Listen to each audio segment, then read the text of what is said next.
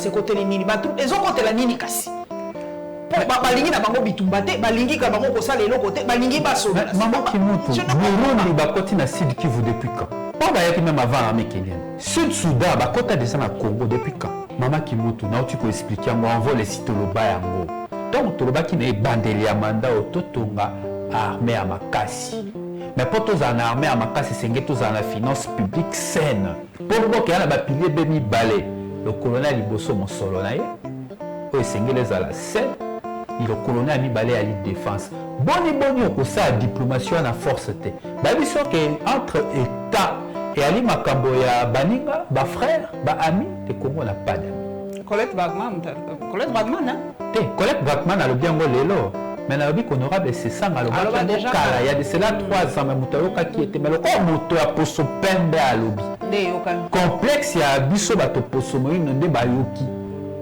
oh honorable c'est édito wana ya collègue Bagman soko tangi yango alobi kaka oyo ici honorable c'est ça ngalo ba na ba tweet na ba tribune na ba émission mais kasi maman les appels importants pour la postérité ça va congolais pour l'histoire bayeba pour la nini to komi siko to alelo to zalia walelo parce que Félix Tshisekedi a commettre ba erreur et belé dans gouvernance na ba décision est belé à zui de sali que situation sécuritaire na est et comment lelo to comme la situation d'opération de guerre maman parce que tout ninga motuna ya Uhuru Kenyatta na kota sika na motuna na mais qui quand même important ba congolais bayeba wa Congolais a abandonné. Oh. Le commandant suprême président de la République a abandonné les Congolais. Aucun peut imaginer que depuis Bunagana et Kwera Maboka Banguna, tout ce comment le commandant suprême a tant que le côté, a qu'une la ligne de front, a qu'une côté les sika ba sinistré ba, a qu'une date. Motali bosso ya ki. Uhuru Kenyatta mokondi akala ya Kenya, a kiti ko reconforter ba Congolais. Comme si les Congolais étaient orphelins. Il y a un discours à Souka, président, que le M23 était vaincu par la puissance du feu.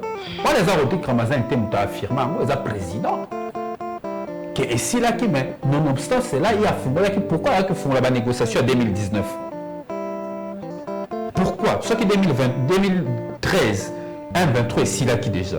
Déclaration à Nairobi, qui clairement, qui peut s'intégrer.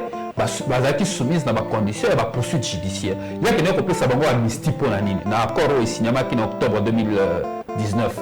Après si bango amnistie, cessation de la poursuite, mais intégration militaire. Mais il y a un monde, les accords en 2019, mais bango va exiger application. Parce que faire l'appel c'est très bien, mais il faut aussi dire aux leaders d'opinion c'est quoi le problème. Bah encore autant qu'on réclame à ton midi pour que publier dans le journal officiel. Pourquoi va republier? Bah ici peu ba congolais na ko ka ba intellectuel il y a IDPS ba ko bara on a ba accord on a accord commerciaux le putain na bango Uganda kota ka accord commercial Uganda kota na mindukia il y a accord commercial police rwandaise il fallait kota na Goma wa pas accord commercial ba villa moderne il fallait ba tongela ba sinistré ya Niragongo na ba rwandais na génie militaire rwandais wa pesa accord commercial on dit ko nzomba ba tubo au moins si quand est bon likambango pe ya bato ba vanda bien que to soutenir biso to soutenir les FARDC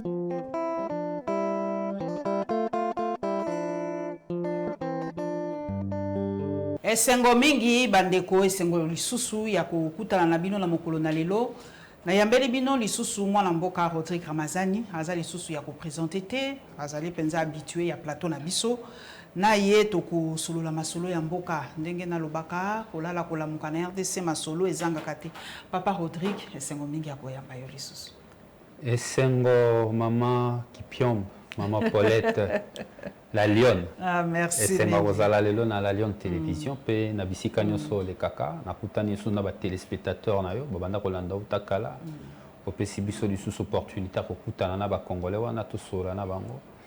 Mais ma canisinanga ça se diriger directement na est et mboka na nord Kivu et pas y va puis ba congolais ba ko vivre na ba situation moko inhumaine dakisana bisika o banguna ya mboka ba dui partie eteni ya mabele na biso et pas y va puis ba congolais ba ko wa ba FARDC na biso ba ko bunda au prix de leur vie pour na ko protéger biso pe mabele ba koko batikela biso makanisi penze pa na bango ba été parti en vol. Non honorable Sesanga nanga imoko molobeli en vol to comme malikambo wana na motema penza pe to ko ebisa na bango ba perdre likiate. Conscience na biso tika la bemoko. Le Congo ne sera jamais balkanisé. Héritage à Patrice Emery Lumumba. Papa Rodrigue Ramazani, papa Sesanga leka ki na Assemblée nationale, na mona ki ba bengisa ki e eloko nini suite na ngo ezandenge nini ba yoka ki e apesa ki ba élément na ye ya pona ko prouver makambo alobaki ndenge nini eleki na commission ngo. Effectivement, honorable Sesanga a pesi ba élément de preuve au etali makambo ba monument ba député nyos na commission ba bengaki. Na ba congolais ba ebiete na eleko ba salaki likambo ya commission ba institut ki yango ba journaliste bino pe monsongi songi esi akate tant ba mona ki mbangu ba ko tuna ba bisi a pe ba ti commission. Est-ce que vous allez prêt ya ko mema ba élément de preuve? Est-ce que vous allez prêt à kondima ba sanction? Et le même mobile ya lobaki ezali etumba ko bunda pour la conviction. Ezali etumba ya populisme te. Commission ezali ki opportunité pour na démontrer na face ya mokili pe face ya ba congolais kako ça les tout maman côté pour un sentiment tant que bundali tumbo to ko benga ya réduction à train de vie à l'état abandon au 2019 qui azala qui prêt à quoi liboso commission peut comme un élément de preuve quant à la sanction il était prêt ya ko subir ba sanction nyonso o bango ba kozala prêt ya ko sala mais azali ko mener combat wana na vérité pe na conviction na cadre ya vérité na conviction na ayaki na ba élément de preuve nyonso abandeli nyonso où ils ont justifié la rémunération il y a des députés nationaux à Pession la commission Kassisikao et à Ali na rôle la commission il y a que ça l'assemblage peba même rapport wana la plénière pour être présenté aussi Canada congolais ba rendre rapport wana public et d'ailleurs ils allaient moko ya ba exigence au parti na biso et sengi na assemblée nationale bureau de l'Assemblée nationale pour battre secrétaire général na biso a commémoré qui officiellement président et Assemblée nationale honorable président Mbosso pour exiger naïe que audition honorable c'est ça les a rendu public. Et ça qui public était? Et ça qui public était. Bah c'est ici que audition wana rapport wana et ça l'a publié. Okay. Parce que ça mon solo père Mbokate maman qui pion. Bah comme ils sont peut-être squelette. Un squelette pour député montafuta kenan. Congolais. Mala lobaka tango nyonso citoyen congolais aza citoyen pauvre. Mais n'a pas sinaye à Canara motema te pour contribuer na caisse à l'état. Pour mon solane zoma ba élu na biso ba futama. Le ko les appels secrétaires. To pesi bango élément de preuve bango ba sengaki rôle na bango siko zali ba tiango sur la place publique. Mais ba congolais ba la rassurer que en vol ils a que se réserver le droit à tout moment où ko sengela tout tchaba élément de preuve sur la place publique. Mais pour l'instant, tout tikeli commission, on va bien commission, biso peut remettre qui en cause régularité et légalité de la commission na bachaki parce que quoi ba été dans quatre règlement Assemblée nationale comité de sages nazali na compétence. Il y a quoi ba conflit ko salema entre ba député entre bango to pe ba député na bato ya libanda. Mais commission spéciale bachaki qui commission d'enquête et la commission ni rôle na bango ali définité to remettre qui en cause légalité et régularité à commission mais pas la repère sa prétexte na batoté pas le que c'est ça ngato bengi aboy kokota na fond honorable c'est ça ngandima qui quand même devant ses collègues parce qu'il y a que considérer bango comme commission mais ba collègue na ye devant que ba collègue na ye ba vandaki a remettre qui bango ba élément de preuve nyonso na bandeli na ba congolais ba élément de preuve nyonso et zana maboko il y a commission. Il y a bango siko obligation, il y a comme mayango l'Assemblée nationale après assemblage à élément pour baper sa vérité dans le peuple congolais. Malam kani j'espère que ba ko rendre en public pour likambwana ba commission et ça là qui passe mingi na balamboka. To kende siko na est la République papa nangai.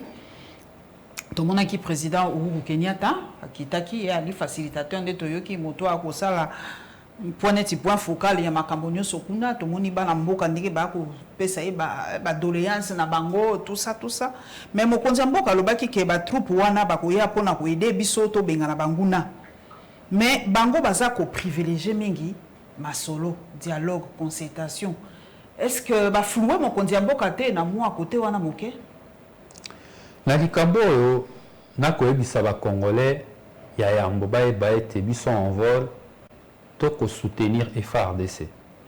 La preuve, acte. Le 2 juin, il y a un néo. En vol, qui na balabala na ba district nyonso ya Kinshasa. Ba cadre ba militant pe ba sympathisant na biso. To tambola ki bisika nyonso le 2 juin. Pour na ko mema soutien na FARDC. To mema ki soutien na biso na FARDC to ko soutenir ma pambate 123 bali banguna. Bali ba Rwandais bali ba Ougandais to côté les mela bango pe sengeli na ba oya biso mampinga ba benga na bango na makasi ya masasi ndenge salama ki na 2013 ba beta bango lokito ba bima na mboka na biso pona ngai kutu nzela ya négociation et à la tinate wana ya liboso to ko soutenir FARDC pe banguna ba Rwandais wana na ba Ougandais ba ko kozwe teni na biso ya mabele na ba intention expansionniste na bango babanza te ke congolais ata moko à soutenir bango pamba te na mémoire na biso to garde héritage ya Lumumba le Congo ne sera jamais balkanisé et ko simba te mais kasi maman les peu important ko yebisa pour la postérité ko yebisa ba congolais pour l'histoire ba yeba pour na nini to komi esiko to ali lelo to zali ya lelo parce que Félix Tshisekedi a commettre ba erreur et belé la gouvernance nae ba décision est belée à zui de sali que situation sécuritaire na est et comment les loto comme la situation d'opération de guerre maman parce que tout ninga motuna ya Uhuru Kenyatta na kota sikana motuna na mais qui quand même important ba congolais ba yeba wa congolais va abandonné oh le commandant suprême président de la République a abandonné ba congolais.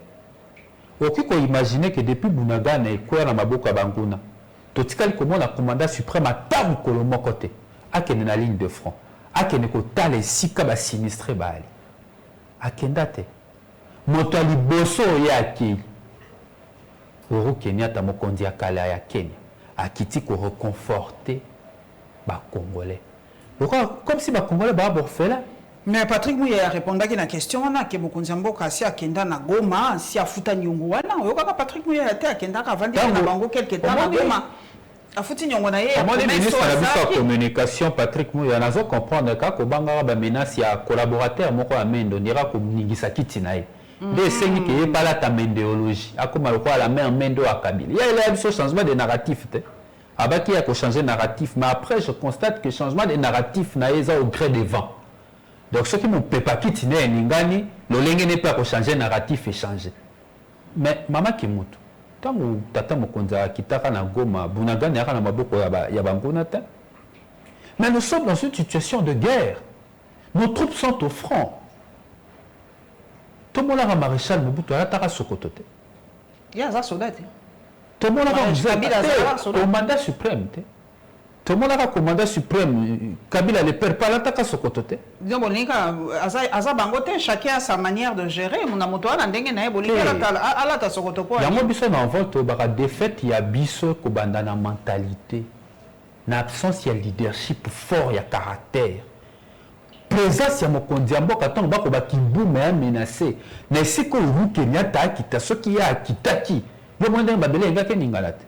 Biso to ko soutenir FARDC mais na biso depuis makambo etubo e banda appui au FARDC a joué le na peuple congolais na ebité ce que si ba pesa ngo précédemment peuple congolais le a déterminé à l'unité amener za makasi à la pété peuple congolais a lobby non à l'occupation mais na sima appui on essayé leadership ya mpifoza là ya autant to ba leadership na sommet de l'été ali faible et comme ma faiblesse, affaissement moral, il y a population mobimba.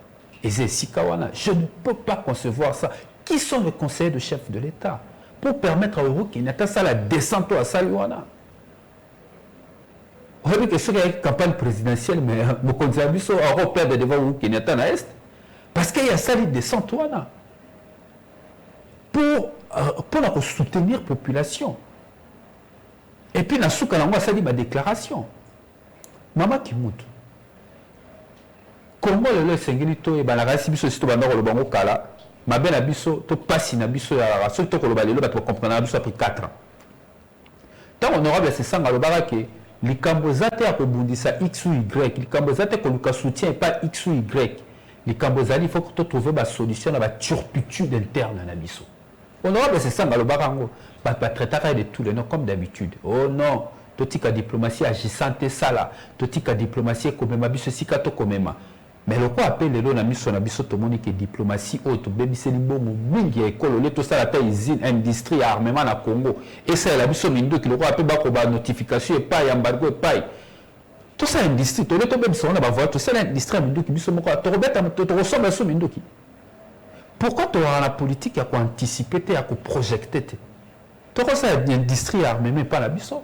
J'aurais appris même par l'entremise à professeur aujourd'hui un jour que on tombe la rébellion, vous avez les pères à bombarder dans la bombe artisanale et que ça est mal à Congo. Tu as ici la diplomatie et simbité, tu as quand même que tu continues à aussi que simbate. Le problème il y a Congo, le Congolais il faut y que le Congo est seul. Le Congo n'a pas d'amis. Colette Bagman, hein? Colette Brackman a le bien lelo mais na obi honorable c'est ça ngalo ba déjà il y a de cela 3 ans mais mutayoka qui était mais le corps moto ya poso pembe à lobby complexe ya biso bato poso moino nde bayoki oh honorable c'est édito wana ya Colette Brackman soko tangi yango a lobby kaka o ici honorable c'est ça ngalo ba na ba tweet na ba tribune na ba émission mais lelo le quoi les Colette Brackman mutalobi bato apesi yango itina. Comment la baninga te totika yoko imaginer ngala on peut sa crédibilité à mon côté na Kenya j'ai suivi il y a pas longtemps ba ko bisanga que Kenya na d'ici 2038 a lancé centrale nucléaire na ya liboso a rejoindre uranium wapi abe awati ba bana uranium le misoso yango ala ndelo ko balingia wala mboko yo a rejoindre uranium moto ako sala ba projet BCDC wapi kokota na biso na EACT et pesi bango BCDC et que baxela bango uranium pour basa la centrale na bango nucléaire ya liboso d'ici 2038 et si ba signé ba accord na ba Chine na bango rebelle o ba osunga bango tonga yango pendant ce temps ils vont se construire à devenir une puissance biso to banane ya on to bi absence ya des matières premières ya on to lo biso to za réservoir à matières premières to za mboko to ko kunda ko luka ko somba kimia on n'achète pas la paix se gagne. Donc, tout le monde qui est bandé à mandat au totonga armée à Makassi. Mais pour tous en armée à Makassi, c'est que tous en la finance publique saine. Pour le moment, il y a un pilier Bemi Balé, le colonel Iboso Monsolonaye, où c'est les à la scène, le colonel a mis Balé à l'île défense. Boni, au ça, la diplomatie à la force. Bah, bien sûr qu'entre États et Ali Makamboya, Baninga, frère, amis, entre les États, il n'y a que des intérêts.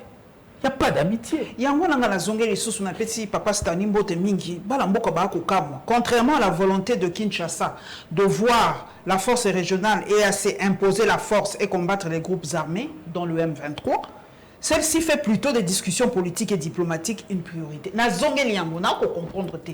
Pour na nini kasi bazali e pa na biso. Armée yango kasi côté les nini, ba troupe ezo côté la nini kasi. Balingi na bango bitumbate balingi ka bango ko sala eloko te balingi baso maman qui monte Burundi bakoti na Sud Kivu depuis quand pas ba yaki même avant l'armée kenyenne Sud Soudan bakota déjà na Congo depuis quand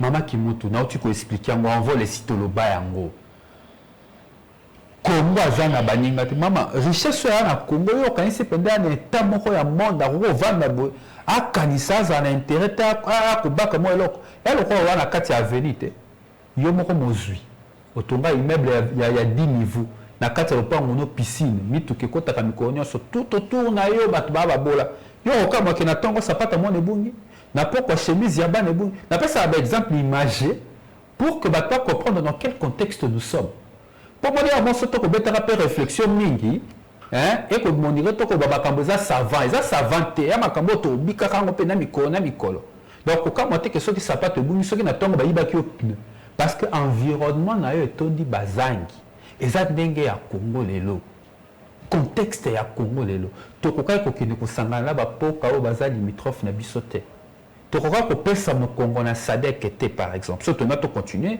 ba ko établir ba relation diplomatique na cadre ya nini ya ba état africain to ko pesa mo Congo na SADC était mais boke ko zwa bandeko ba mupandi no Rwanda a besoin où le pour continuer ko bikate bango moko ba na problème ya densité et pas na bango. Il y a aussi intention expansionniste et aussi la bango. Le problème est la politique qu'ils ont mise en place. Moi, je suis plus que convaincu que le vrai problème au Congo est il s'appelle Félix Tshisekedi. Oh. Oui. Le problème que nous avons aujourd'hui, c'est notre président de la République. Mais Balobi, il y a hérité de la situation, il y a Mobutu, il y a Kabila père, il y a Kabila fils. Tu sais qu'il n'a rien inventé. Ils ont le souci de tronquer l'histoire. Il y a eu des erreurs qui ont été commises. Mais Félix Tshisekedi était en Zumbo en 2019. Il les prend dans quel état? Azui Congo, Mobimbate, mais il faut reconnaître qu'il y avait des poches d'insécurité. La poche d'insécurité, pas eu autre chose. On a tongo bakati congolais parce que les absence, il y a présence, il y a des éléments, il y a sécurité dans Bissikawana. Et ça qui qu'on nécessité métier à ordre public. Condition ya coûté la kimboka ya ngwana même boka ezalaki na maboko ya Congo. Nyonso na maboko ya ba congolais. Mais la poche d'insécurité ezalaki soki to renforcer l'administration, to renforcer ba service de sécurité to pesi bango ba matériel essentiel pour basala musala bisika wana, to renforcer présence ya ba élément ya police to ya armée na bisika wana, to ngato arriver quand même à contrôler la situation. Mais aujourd'hui, après la proclamation de l'état de siège, la situation sécuritaire s'est-il aggravée ou est-il? L'insécurité est matée parce que tout le monde est insécurité, tout comme une situation de guerre. La situation s'est aggravée. Et pourquoi la situation s'est aggravée? Parce que le président avait pris des mauvaises décisions, notamment, c'est le M23, maman. Il y a un discours, on a eu à Souka, président, que le M23 était vaincu par la puissance du feu. Moi, les Arodiques Ramazan étaient affirmés, ils ont président. Et si là, mais nonobstant cela, il y a pourquoi il y a fait la négociation en 2019? Pourquoi? Ce qui 2013, M23 est si là qui déjà. Déclaration na Nairobi ezaki clairement oh baboya qui koya ko s'intégrer bazaki soumise na ba conditions et ba poursuite judiciaire. Il y a quelqu'un qui peut bango amnistie pour la nini. Na accord au signama qui en octobre 2019. Après si bango amnistie, cessation ba poursuite mais intégration militaire. Mais il y a un accord en 2019 ne bango ba exiger application. Ba au sein de l'accord en 2013, pourquoi ba intellectuel musu ba ko tronquer histoire. L'affaire M23 était finie. Maintenant, le problème, on va soulever infiltration. Il y a un problème de trouver la paix. Après, la suite, c'est la gestion. Au côté situation infiltration, c'est une situation qu'il faut gérer au fil du temps au sein de ton appareil sécuritaire. Dans le service d'intelligence, coordonnateur de sécurité, et ainsi de suite, ça veut dire que le travail, il y a purge dans la présidence. Pour rassurer, c'était le même travail qu'il fallait faire au niveau de l'appareil sécuritaire. La situation de l'Est des armes aussi, mais surtout, je suis poussé par le M23 depuis 2013. Mais entre 2019 et 2020, qu'est-ce qui s'est passé? Ayok a sauvé M23. Ayok n'a jamais Katanga en juin 2020. Le groupe n'a jamais Katanga qui nous négocier avec Codeco. Na Ituri. N'est-ce pas, maman? Atini bango bakamara bango tout otage na bakodeko. Yem ta fungola ka négociation na ba groupe terroriste et ça contraste. Comment vous pouvez qualifier un groupe de terroristes et puis le gouvernement même fungola ba négociation na bango? Mais aujourd'hui, maman, là où je vais alerter l'opinion, je ne le souhaite pas et je ne le veux pas. Mais si jamais, au moment du Goma na Bissouane, par malheur, quoi il n'a pas beaucoup M23.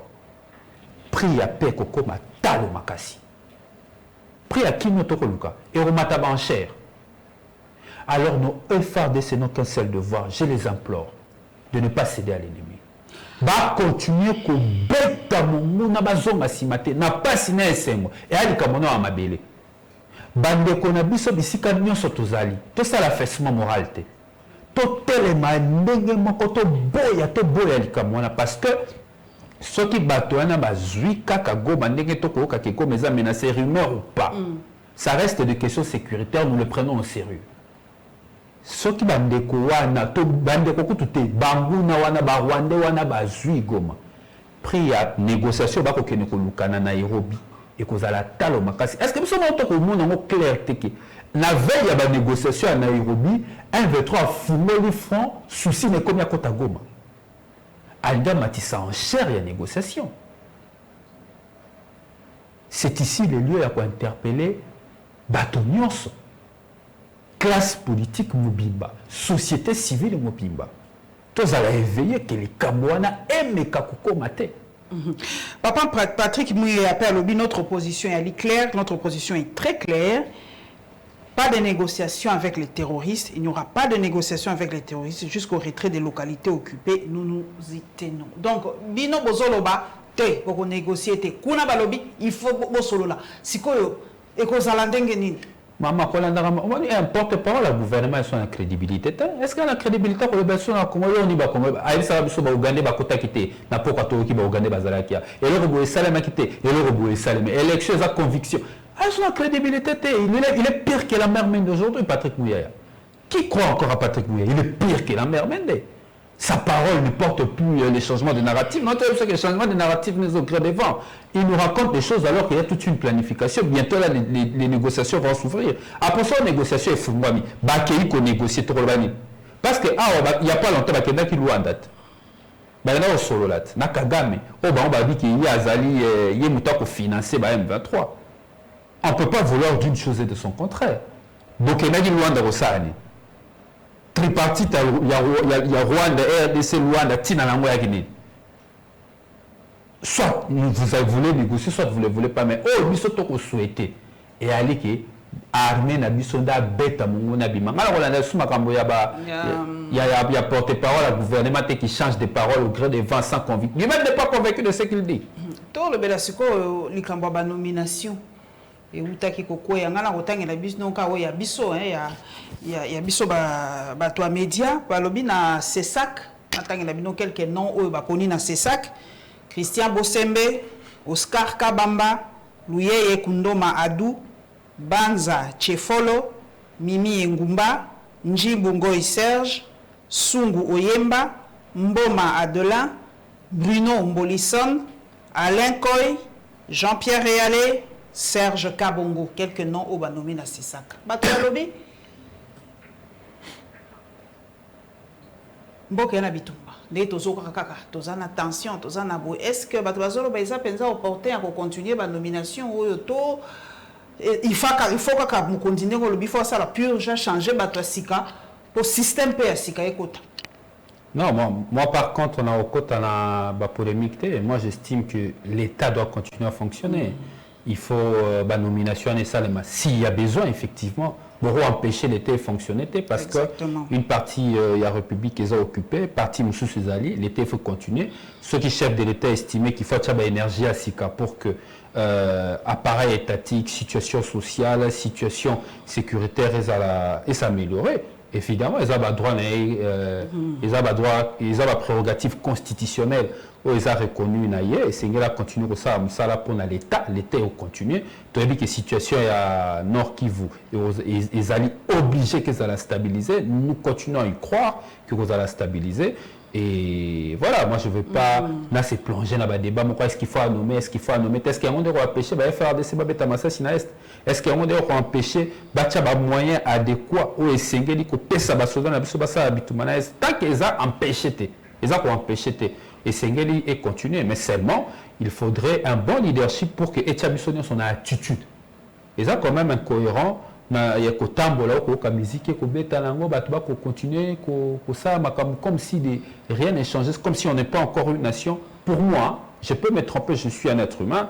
Pour Nanga il fallait qui chef de l'État définir attitude moro c'est on a le quoi Covid parce que ça qui bisonio soit attitude moro boy bisonio soit tout ça qui le cambongo sérieux pour n'amanda qui s'abisika net ibachaka baba bako sengata musique ebetaka te bato bako vana bako mais la musique ezobeta na mute to vanda pena to kanisa to comme la cope mais to kanisa pe situation est oh besoin bo tsaka ba information de bo tsaka musique ba makambo lo beze bele bako ba musicien net ba concert public botika na mute ko beta concert no VIP likambo te pour musique pesa mo sala ya mutwa et c'est qu'il y a bika mokolo na mokolo a robeta musique ne sika VIP ba pixete me ba concert net ya minene pour voir nous parce que situation est malamuté comme ça que chabiso son attitude ba chaîne ya radio ba chaîne ya télé il faut qu'on passe sa bonne orientation le ba biso ba changement de narratif au gré de vent il faut qu'on passe sa ligne de conduite dans les médias comment les médias doivent se conduire musique il faut mettre à la TV à mon sens na condition to aller ni lelo otoroka ki buba menacer il faut et la musique pas y a éveil patriotique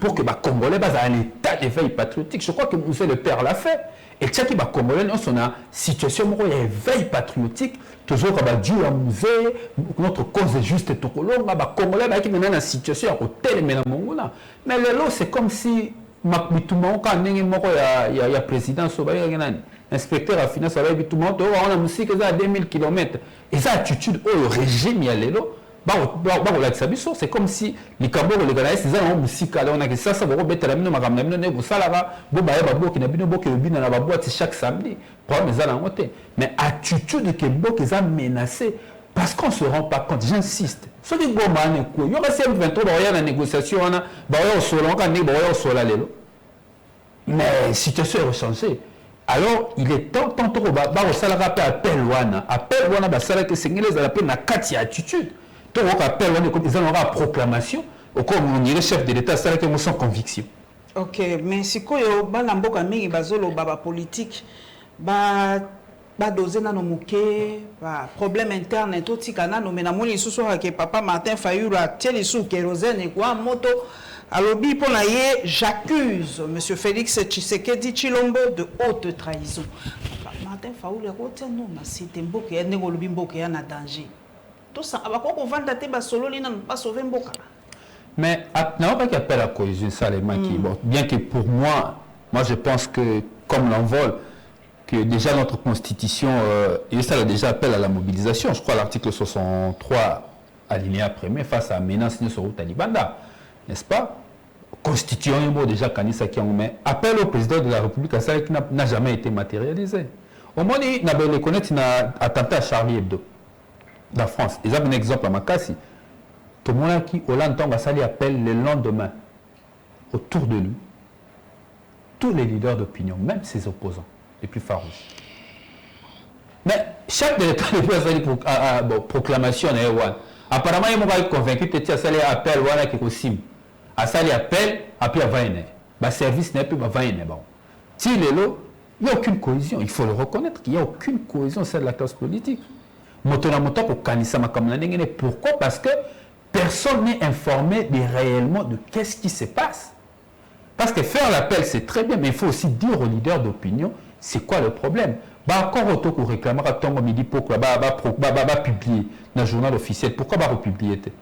Si peu Congolais intellectuel, il y a IDPS, on a accords commerciaux. Le putain Uganda, il y a accords commercial.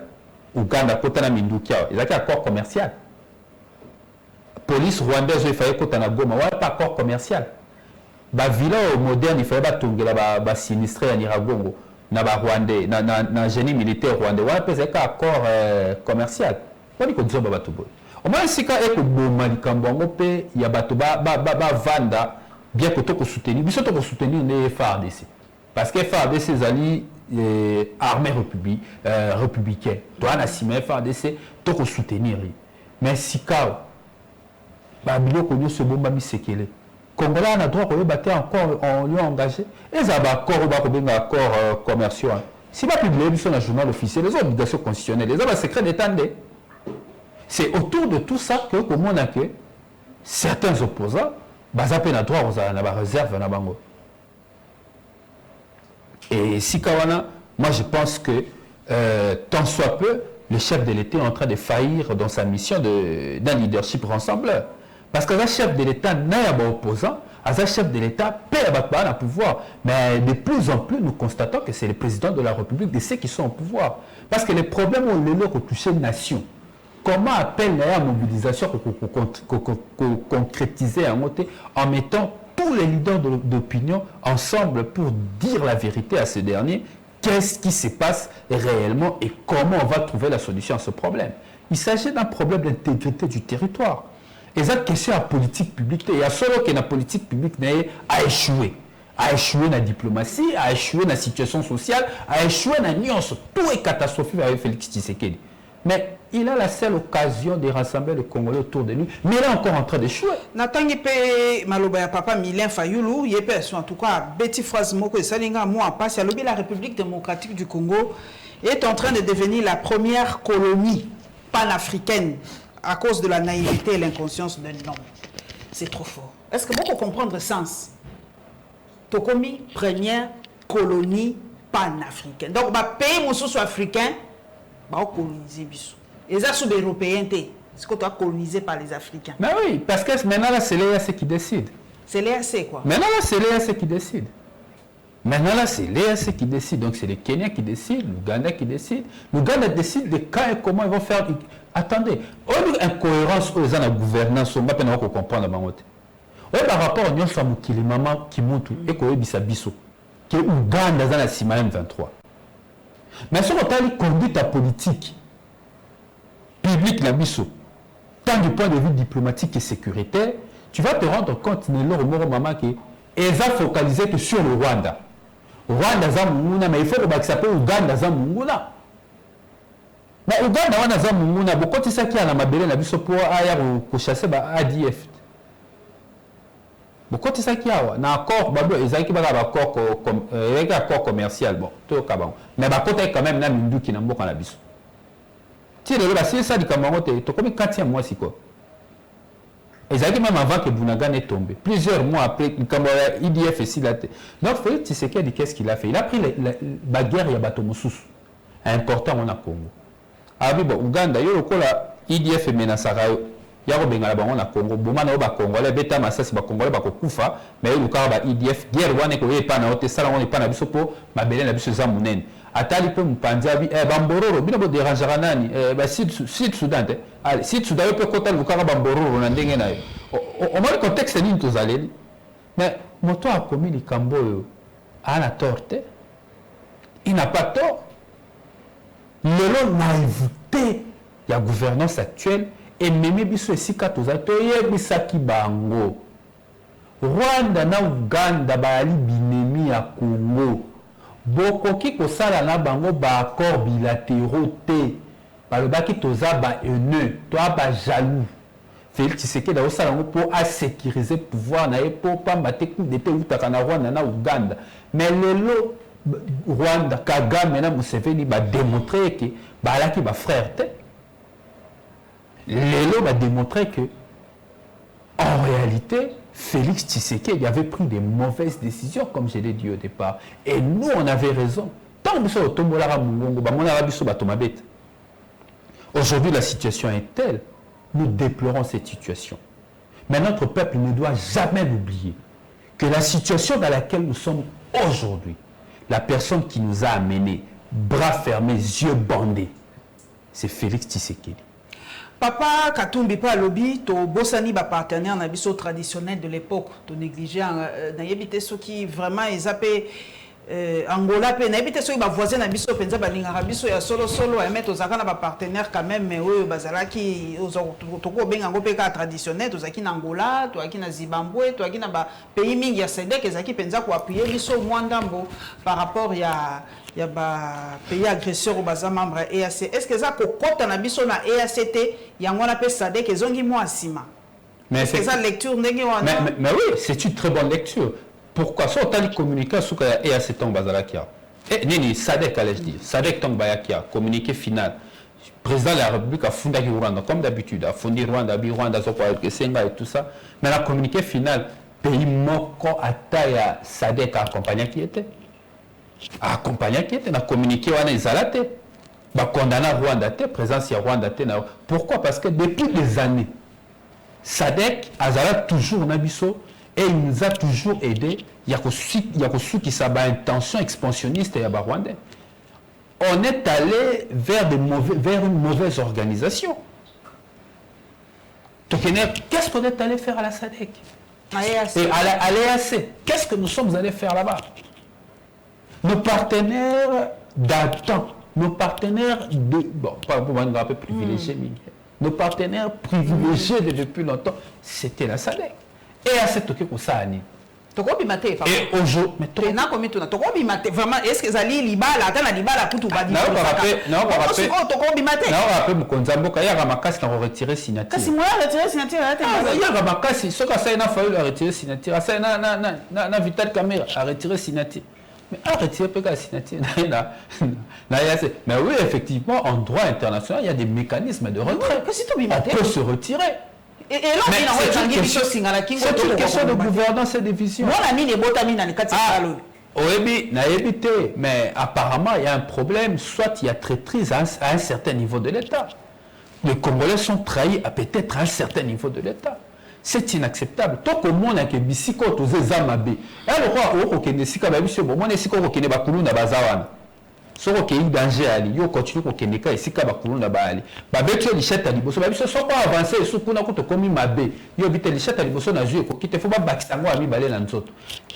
La paix ça par exemple imagé pour pas comprendre dans quelle gravité de la situation nous sommes. Congo azana moninga te maman, tozana baninga te on est seul. On doit s'organiser en interne.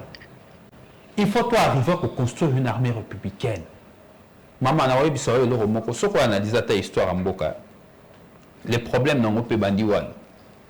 Son absurde que Kobanda Vuta Kalatino lelo, il n'y a jamais une volonté politique de construire une armée républicaine. Ezalate. Au moins net so tali beaucoup la Kamobutu. Il y a là qui na phase. Mais ça, on a une phase avec une DSP. Les DSP là, bien outillés, bien équipés, bien traités, quelle phase. Pour l'année, à Kobanga, à ta phase, on a maillé na bango, bah un jour Kobé tanga mo eloko, pas ça un coup d'état. Tout le monde a mobutu tozu Mouzel le père. Mouzel le père a yena bakadou quoi ça li fac. Fac papa a créé GSSP, groupe spécial d'arc présidentiel, bien outillé. Bien équipé, mieux traité qu'armé, Yambok. Donc, tout le monde a toujours Joseph Kabila. Joseph Kabila a peine à tourner. A Akina FARDC. FARDC, mais sous Kanango, a Akina Moura. On a la division Moura. Azana unité spéciale Moura. Bien outillé, mieux traité que les FARDC. Bon, Lélo. Tozana FARDC. Mais si on a dit qu'il y a une unité spéciale, il y a une unité qui est chikata. Il y a un différent de JR. Ah, ils ont un GRT. Il y a un GR, mais il y a une formation plus rapprochée. Plus rapprochée. Hollandi. Donc, apparemment, en tout cas, c'est mon analyse, c'est sur la place publique. Apparemment, le chef d'État Nyonso Baleka, ils n'ont jamais eu la volonté politique d'avoir une armée réellement républicaine.